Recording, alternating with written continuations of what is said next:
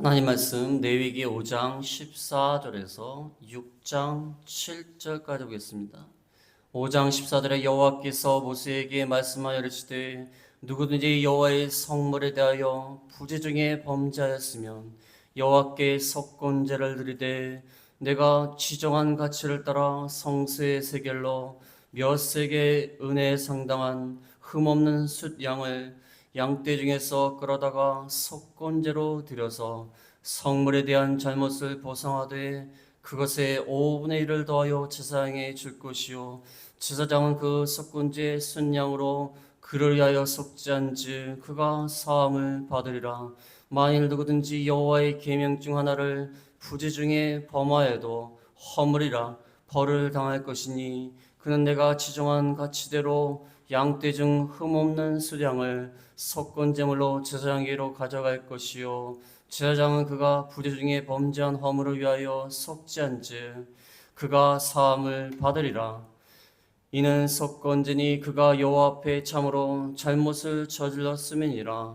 여호와께서 6장 1절입니다. 6장 1절에 여호와께서 모세에게 말씀하여 이르시되 누구든지 여호와께 신실하지 못하여 범죄하되 곧 이웃이 맡긴 물건이나 전당물을 속이거나 도둑질하거나 착취하고도 사실을 부인하거나 남의 이름 물건을 죽고도 사실을 부인하여 거짓 맹세한 등 사람이 이 모든 일 중에 하나라도 행하여 범죄하면 이는 죄를 범하였고 죄가 있는 자니 그 훔친 것이나 착취한 것이나 맡은 것이나 이런 물건을 주운 것이나 그 거짓 맹세한 모든 물건을 돌려보내되 그 본래 물건의 5분의 1을 더하여 돌려보낼 것이니 그 죄가 드러난 날에 그 임자에게 질 것이요 그는 또 그 석곤제물을 여호와께 가져갈지니 곧 내가 지정한 가치대로 양떼 중 흠없는 수량을 석곤제물을 위하여 제사장에게로 끌고 갈 것이요 제사장은 여호와 앞에서 그를 위하여 속죄한즉 그는 무슨 허물이든지 사함을 받으리라. 아멘. 여기는 석건제는 배상하는 제사입니다.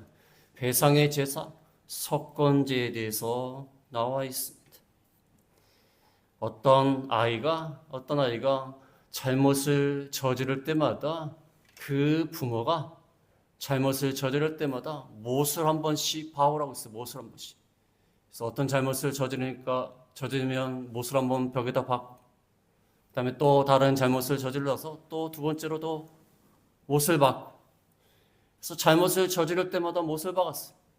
그 다음에는 그 부모가 내가 그 죄를 회개할 때마다 그 못을 빼라고 했어요. 하나씩. 그래서 회개할 때마다 하나씩 빼었습니다. 그래서 못은 빠졌어요. 못은 빠져갖고 보기에는 좋을지 모르지만 뭐가 남았죠? 못자국이 남았어요. 못자국이. 이 이야기가 무엇을 우리에게 가르쳐 주냐면 우리가 죄를 지으면 못을 박는 것 같아요. 그 다음에 하나님 앞에서 회개합니다. 그럼 하나님이 용서해 주세요. 그럼 못을 뽑는 것 같아요. 그런데 뭐가 남아있죠? 못자국 흔적이 남아있습니다. 그래서 오늘 석건제는요, 하나님 앞에 용서함 받은 것으로 끝나는 것이 아니라 못자국을 지워야 된다. 배상을 해야 된다. 그 말입니다. 배상. 남의 집에 못을 박았다고 생각을 해보세요. 그래서 그 사람들이 나와가지고 왜 남의 집에 이렇게 못을 박냐? 그러면 빼겠습니다. 그러면 끝나는 겁니까? 빼면 끝나는 거예요? 못자국이 남아있어요. 못자국을 배상을 해야 돼요. 원래대로 배상을 해야 되는 것입니다. 이 석건제 배상하는 제사. 그 레위기에 보면 5가지 제사가 나옵니다. 번제와 소제와 화목제와 속죄제가 나와 있습니다. 우리 다 배웠습니다. 마지막으로 이 석건제가 나와 있는데 석건제는 하나님 앞에 나와서 짐승을 바침으로 제사하는 것으로 끝나는 것이 아니라 못자국을 지워야 돼요. 죄에 대해서 손해를 준 것에 대해서 배상을 해야 된다 그 말입니다. 옛날에 그 영화 미량인가 그 영화에 보면은 좀 기독교와 관련된 영화들이 많이 나오고 있는데 그 영화에 보면 흉악한 범죄를 짓고도 나는 하나님 앞에 회개하고 용서함 받았으니까 끝이다. 끝이다. 더 이상 나에게 형벌을 가할 수 없다. 하나님이 나를 용서해 줬으니까 끝났다. 그거는 성경을 모르고 하는 말입니다. 이 석권제는 하나님 앞에 나와서 죄 때문에 짐승을 바쳐서 제사를 드리는 것만으로 끝난 게 아니다. 배상을 해야 된다. 배상.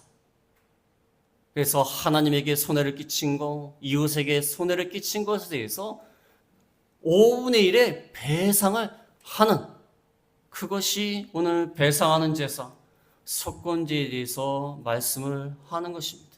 그래서 우리가 하나님 앞에 나오면 회개하면 다 끝났다. 하나님이 나를 용서해줬다. 어떤 목사가 죄를 져가지고 인터뷰를 하는데, 나는 하나님 앞에 회개했으니까 용서받았다. 나는 감옥에 갈 필요가 없다는 거야. 하나님 앞에 용서받았으니까. 헛소리를 하고 있는 겁니다. 헛소리. 배상을 해야 돼, 배상. 손해를 줬으면 거기에 대한 처벌을 받아야 돼. 하나님이 세상에 국가를 세우시고 그 국가에 권력을 위임하셨어요. 그러면 그 국가의 기관이 위임받은 그 권력을 가지고 범죄한 자들을 처벌하는 거예요. 그래서 범죄를 했으면 하나님 앞에 회개하고 용서도 받아야겠지만 하나님이 위임하신 그 국가 기관에 처벌도 받아야 돼요.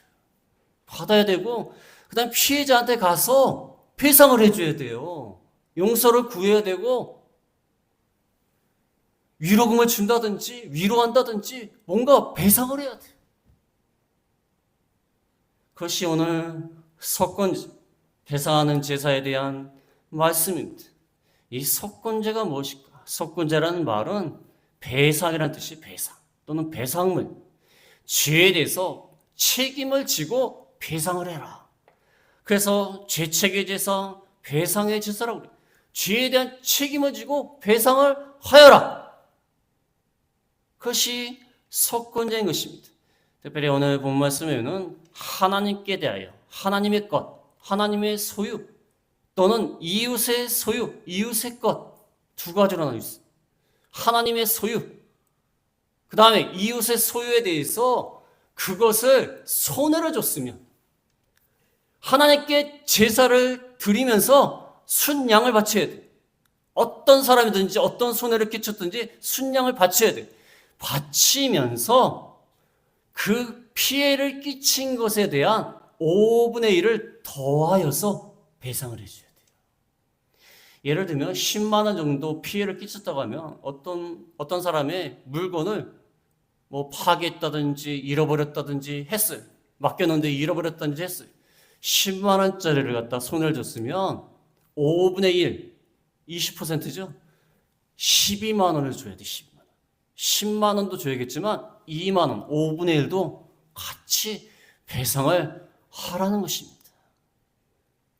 그래서 이 석권제, 배상의 제사, 죄책의 제사를 말하고 있습니다. 일단 석권제를 어떻게 드리는가? 7장에 보면은 7장 1절에 보면 석권제의 규례는 이러하니라. 이는 지극히 거룩하니 번제물을 잡는 곳에서 석권제의 번제물을 잡을 것이요. 석권제의 번제물을 잡는데 번제물을 잡는 곳에서 잡을 것이요. 그 다음에 피를 제단 사방에 뿌립니다. 그 다음에 기름과 3절 4절은 기름과 내장 중 일부를 다 제단 위에서 불사릅니다. 기름과 내장의 일부를 다 불사르고 남은 것을 7장 6절에 보면 7장 6절에 제사장인 남자는 모두 그것을 먹되 거룩한 곳에서 먹을지 그것은 지극히 거룩하니 제사장이 그것을 먹게 됩니다. 그래서 다른 제사하고 비슷합니다. 제물을 가져다가 안수를 하고 번제 순양을 잡고 그다음 피를 제단 사방에 뿌리고 기름과 내장의 일부는 불태우고 나머지는 제사장이 먹습니다. 제사장과 그 식구들이 먹게 되어 있어요. 다른 제사는요 굉장히 복잡합니다. 어떻게 하고 각을 어떻게 뜨고 뭘 어떻게 하고 복잡한데 석권제는요 단순해요. 그냥 순양을 데려다가 죽여하고 피 뿌리고 불태우고 나머지는 먹어라. 그거예요. 왜 이렇게 간단하게 말을 했냐면 속건제의 가장 중요한 것은요, 배상하는 게 중요하다는 거예요. 배상. 배상이 중요하기 때문에 이렇게 하는 것입니다. 그 다음에 순양을 드릴 때에도 그 5장 15절에 보면 5장 15절의 중간에 보면 여호와께 속건제를 드릴 때 내가 지정한 가치를 따라 성소의 세겔로 몇 세겔 은에 상당한 흠없는 수양을 드려라. 성소의 세겔, 세겔은 성소 안에만 쓰는 은화입니다. 은화. 동전 단위. 성전의 세겔을 가지고 약 2세겔에서 3세겔 정도에 해당되는 순양을 바치는 거예요. 2세겔에서 3세겔에 해당되는 약 1년 된 순양을 바치는데 그 짐승에 대해서 가치를 얘기해요. 가치. 다른 제사에는 그 어떤 짐승을 바칠 때 가치에 대해서 얘기를 안 하는데 이거 가치를 얘기해요. 왜냐하면 배상이라는 것을 강조하는 거예요. 네가 돈을 내 가지고 순양을 사서 너의 잘못한 것에 대해서 제사를 드려라. 제사를 드릴 뿐만 아니라 5분의 1 손해 준 것에 대해서 5분의 1을 더해서 줘라. 이것은 하나님 앞에 나와서 제사를 드려서 회개하고 용서받는 것도 중요하지만 너의 주머니에서 돈을 꺼내서 배상을 해주라는 것입니다. 배상에 초점이 있는 것입니다. 그래서 이 속건제에 대해서 이렇게 나와 있는데 어느 때 속건제를 드려야 하는가? 첫 번째는 여호와의 성물에 대해서 범죄했을 때 속건제를 드려라. 여호와의 성물, 하나님께 바쳐진 거룩한 물건은 똑같은 물건인데 하나님께 바쳐져서 하나님의 일에 이용되면 그건 거룩한 거예요. 거룩한 겁니다. 아니 여기는 마이크가 뭐 시중에서도 살 수 있습니다. 뭐 인터넷에서도 구입할 수 있고 얼마든지 할 수 있어요. 흔해 빠진 물건이에요. 그러나 이게 하나님께 사용되면요, 이거 거룩한 물건이에요. 이 자체가 무슨 거룩하게 바뀌었다 그 말이 아니라 이걸 함부로 할 수 없어요. 함부로 하면 되겠습니까? 아니 목사님 설교하고 있는데 애들이 나와 막 건드리고 이러면 되겠어요? 안 되는 거예요. 하나님께 사용되는 물건이기 때문에 성물이라는 거예요. 그 여호와의 성물에 대해서 범죄했을 때 14절에서 16절에 보면은 14절에 여호와께서 모세에게 말씀해 이르시되 누구든지 여호와의 성물에 대하여 부지 중에 범죄하였으며 부지 중에 범죄했다고 표현했지만 신실하지 못하여 성실하지 못하여 범죄했다는 거예요.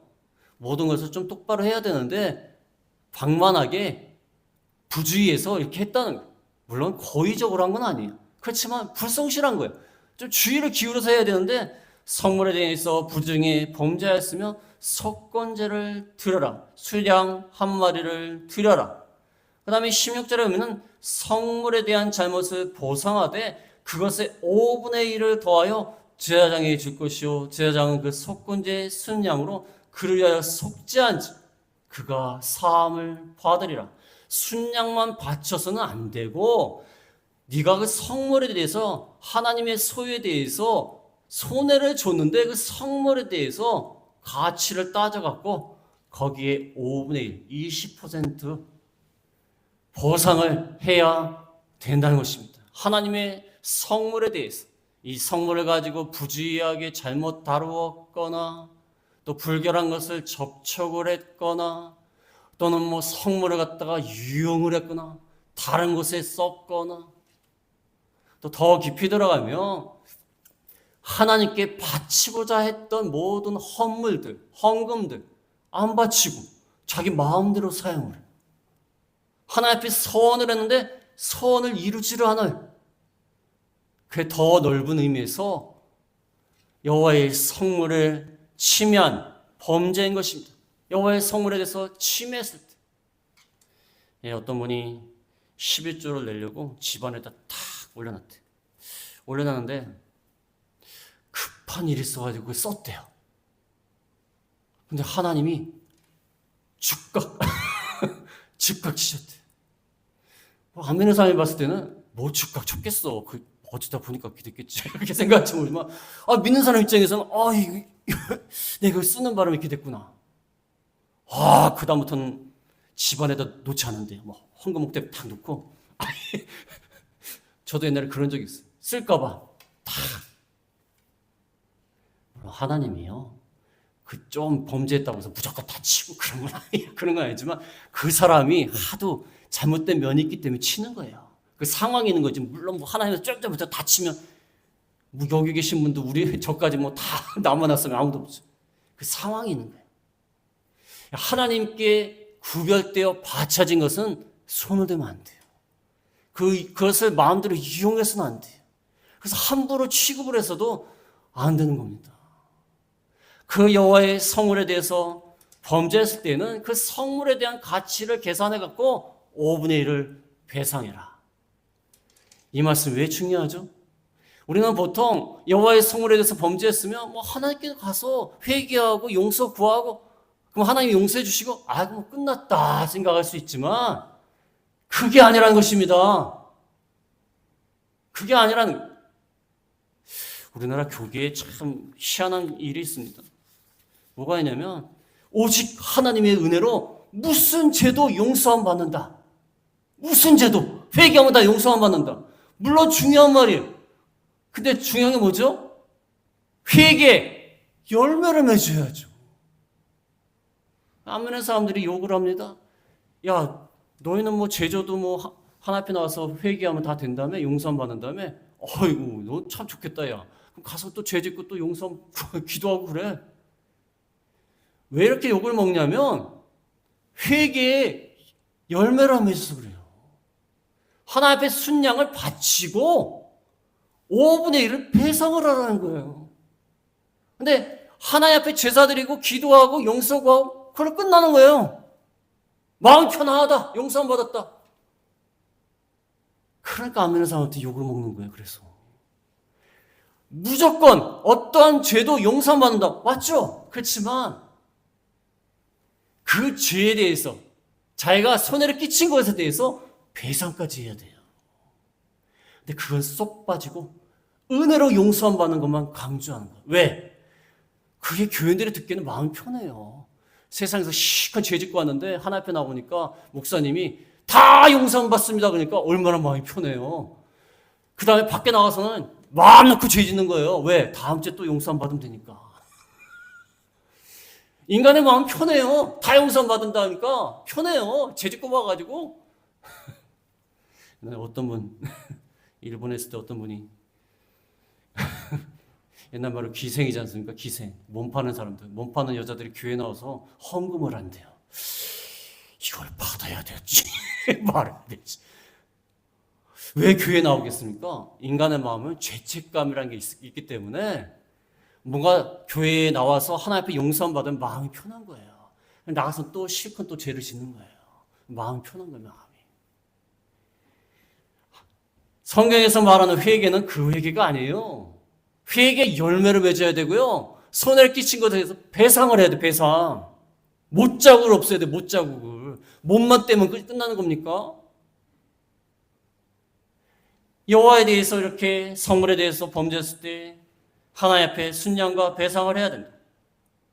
그 다음에 같은 원리가 계속 나옵니다. 두 번째 경우는 어떤 경우냐면 여호와의 계명을 범했을 때, 여호와의 계명을 범했을 때 17절에 보면 17절에 만일 누구든지 여호와의 계명 중 하나를 부지 중에 범하여도 허물이라 벌을 당할 것이니. 이게 한국말 성경에 15절에도 부지 중에 나와 있고 17절에도 부지 중에 나와 있지만 원어에는 그게 그렇게 안 되어 있습니다. 여기 17절 말씀은 정말 범죄를 했는데도 깨닫지를 못하는 거예요. 뭘 죄를 졌는지는 몰라요. 아까 그 15절은 그래도 어느 성물에 대해서 죄를 졌다는 것을 좀 알아요. 알지만 고의적으로 하는 건 아니에요. 그렇지만 뭐에 대해서 죄 지은 건 알아요. 근데 여기 17절은 자기가 무슨 죄를 졌는지도 몰라요. 그런데 뭔가 찝찝해요. 계명 중 하나를 범한 것 같아요. 성물을 잘못 사용한 것 같아요. 성물을 불결한 상태에서 접촉한 것 같아요. 근데 도대체 구체적으로 어떻게 죄를 지은지 몰라요. 근데 마음은 찝찝해요. 그럴 때는 어떻게 하냐면 18절에 순양을 속건제물로 드려라. 근데 중요한 건 뭐죠? 19절까지 읽어봤지만 중요한 건 뭐죠? 5분의 1로 배상하란 말이 없어요. 배상한 말이 없어요. 앞에는 여호와의 성물에 대해서 죄를 지었을 때는 배상을 하라고 했어, 5분의 1을. 근데 여기는 배상하라는 말이 없습니다. 왜 그러죠? 어디에, 어떤 성물에 죄 지은지 알지 못하니까. 알지를 못하니까. 그러나 중요한 것은 뭔가 죄를 지은 것 같아요. 그러면 속건제 순양이라고 바치라는 것입니다. 바치라는 것입니다. 이 말씀을 통해서 알 수 있는 것은 우리가 죄에 대해서 민감해야 돼요. 민감해야 돼요. 뭔가 찝찝해요. 뭔 죄를 졌는지는 모르지만 뭐 잘못한 것 같긴 해요. 그러면 무조건 하나님 앞에 나와서 회개하라는 거예요. 근데 무엇에 대해서 잘못한지 모르니까 배상을 할 수는 없어요. 그러나 하나님 앞에 나와서 회개는 하라는 거예요. 회개는 하라는 거예요. 옛날에 어거스틴이라는 아주 유명한 기독교의 성인이 있는데 그 어거스틴이 뭐까지 회개했냐면 어렸을 때 엄마의 젖을 무는데 이빨로 아프게 했대요. 젖을 물다 보니까 애니까 뭐 그럴 수도 있죠. 그것까지 회개를 했대요. 그것까지. 이야, 우리가 상상할 수도 없는 회개를 했어요. 그래서 무엇에 대해서 죄를 지는지 모르지만 하나님 앞에 나와서 이렇게 회개를 하는 것입니다. 속건제물로 드리면 19절에 보면 이는 속건제니 그가 여호와 앞에 참으로 잘못을 저질렀음이니라. 이 19절 말씀은 다른 말로 하면 그가 여호와께 배상하였습니다. 배상하였기 때문에 하나님이 용서해 주실 것이다. 배상하였기 때문에 자기도 모르는 죄지만 하나님께 나와서 제사를 드리면 하나님이 용서해 주실 것이다. 그 다음에 마지막으로 세 번째 경우는 여호와의 이름으로 거짓 맹세해서 타인의 것, 사람의 것을 빼앗았을 때 이건 사람과의 관계예요. 앞에는 여호와의 성물, 이거는 사람과의 관계예요. 하나님의 이름으로 거짓 맹세하면서 다른 사람의 것을 빼앗았어요. 6장 1절부터 보면 6장 1절에 여호와께서 모세에게 말씀하여 이르시되 누구든지 여호와께 신실하지 못하여 범죄하되 곧 이웃이 맡긴 물건이나 전당물을 속이거나 도둑질하거나 착취하고도 사실을 부인하거나 남의 이름 물건을 줍고도 사실을 부인하여 거짓 맹세하는 듯 사람이 이 모든 일 중에 하나라도 행하여 범죄하면 이는 죄를 범하였고 죄가 있는 자니 그 훔친 것이나 착취한 것이나 맡은 것이나 이름 물건을 주운 것이나 그 거짓 맹세한 모든 물건을 돌려보내되 그 본래 물건의 5분의 1을 더하여 돌려보낼 것이니 그 죄가 드러나는 날에 그 임자에게 줄 것이요. 사람에 대해서 어떤 사람이 물건을 맡겼습니다. 옛날에는 뭐 지금처럼 무슨 뭘 맡길 만한 데가 없지 않습니까? 돈을 맡길 만한 은행도 없고 위탁할 만한 시설이 없지 않습니까?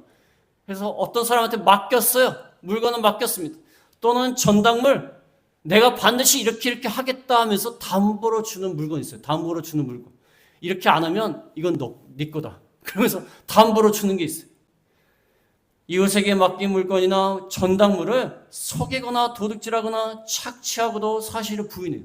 물건을 맡겼는데 나중에 찾으러 오니까 네가 언제 나한테 물건을 맡겼어? 네가 언제 나한테 물건을 맡겼어? 아니면 나 물건 잊어버렸다. 안 잊어버렸으면서 물건 잊어버렸다. 아니면 야 나한테 맡겼냐? 나한테 준 거 아니야? 내 거야 이건 내 거. 착취요 착취. 이게 얼마나 악한 죄입니까? 물건을 맡겨놓는데 나 물건 언제 맡겼어? 아니 나 잊어버렸어. 아니면 맡겼냐? 나 준 거 아니냐? 이렇게 거짓을 속여요. 그 다음에 3절엔 남의 이름 물건을 주었어요. 주었는데 사실을 부인하고 거짓 맹세해요. 하나님의 이름으로 거짓 맹세하면서 나 너의 물건을 주운 적이 없어. 어떤 사람이 봤다는데 주운 적이 없어. 하나님의 이름으로 맹세할게. 하나님의 이름으로 거짓 맹세하면서 그 물건을 착취하는, 가지는 것입니다. 도둑질하는 거예요. 이런 죄를 졌을 때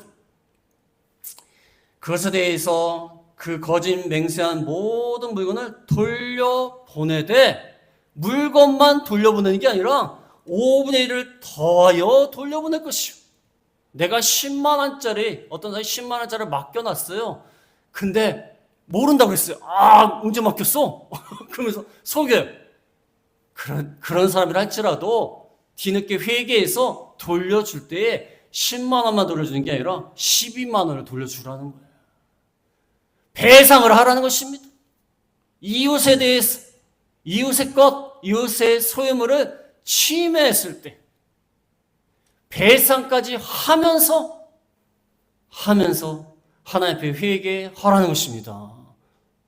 아니 10만 원짜리 갖다가 내가 몰래 먹으려고 했는데 에이 안 되겠다 돌려주자 했는데 10만 원만 돌려주면 되겠습니까? 그 사람은 얼마나 속이 상하고 물건을 맡겨놨더니 이놈이 그냥 물건을 가지러 가고 얼마나 속이 상해.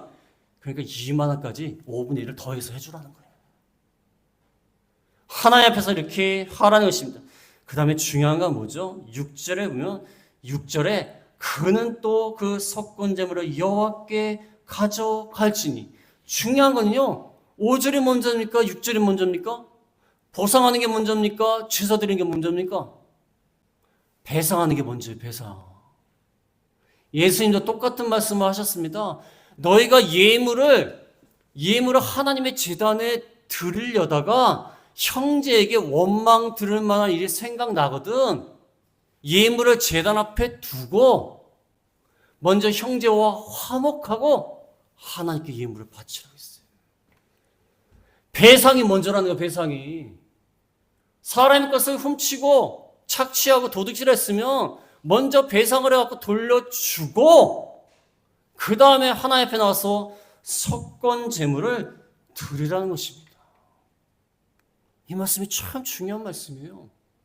형제와 싸우고 형제에게 손해를 주고 사기를 치고 도둑질하고 다 해놓고 하나님 앞에 나와서는 불쌍한 죄인의 죄를 용서해 주십시오. 하나님 용서해 주겠습니까? 이건 사람 같아도 용서 안 해요. 사람 같아도 용서 안 해요. 형제와 싸우고 도둑질하고 사기치고 거짓말하고 다 돌아다니다가 하나님 앞에 나와서는 나의 모든 죄를 용서해 주십시오. 나 용서받았습니다. 마음 편하게 가겠습니다. 그 다음에 형제와 다툰 거 회개도 안 하고 화목도 안 하고 형제에게 빼앗은 거 돌려주지도 않고 무조건 하나님 앞에 나와서 용서만 구하고 그럼 하나님이 그걸 받아주실까요? 분명히 나와 있지 않습니까? 돌려줄 것이요. 그 다음에 석권 제물을 여호와께 가져와라. 그러면 7절에 여호와 앞에서 그를 위하여 속죄한즉 무슨 허물이든지 사함을 받으리라. 배상을 먼저 하고 하나님 앞에 석권 제물을 드리면 무슨 허물이든지 사함을 받으리라. 분명히 말씀했지 않습니까? 이 교계에요. 어떤 분이 그런 말씀하세요. 값싼 은혜. 하나님 모든 일을 다 용서해줬다. 너무 기분이 좋다. 용서받았다. 난 더 이상 죄인이 아니야. 물론 중요한 말이에요. 그러나 그것이 값싼 은혜가 되지 않으려면 그 죄를 다시 져서는 안 되고 또 죄를 졌다면 죄에 대한 책임을 지라는 거예요. 그래야지 하나님이 우리를 용서하신 그 은혜가 값싼 은혜가 되지 않는 것입니다. 근데 용서함 받았다고 해서 나가서 또 죄짓고 또 와서 또 용서함 받았다. 그러면 하나님의 은혜가 값싼 은혜가 되는 것이에요. 하나님이 그를 용서하신 그 은혜를 참으로 가치 없는 것으로 만드는 것입니다. 그래서 오늘 석권제를 통하여 이 석권제의 말씀을 보면서 참 우리 신앙생활은 요즘 신앙생활은 우리 성도들에게 참 필요한 그러한 말씀이다. 그래서 배상하는 제사. 우리의 예배가 우리의 신앙생활이 배상하는 제사가 돼요. 배상하는 제사. 그래서 하나님 앞에 회개하면 회개로 끝난 것이 아니라 지은 죄에 대해서 배상을 해야 돼. 배상. 다시는 그 죄를 짓지 말아야 되는 것입니다. 그래서 우리가 이 말씀을 통하여 우리 신앙을 돌아보면서 하나님 앞에 올바라는 저희가 다 되겠습니다. 말씀을 생각하시면서 잠깐 기도하겠습니다.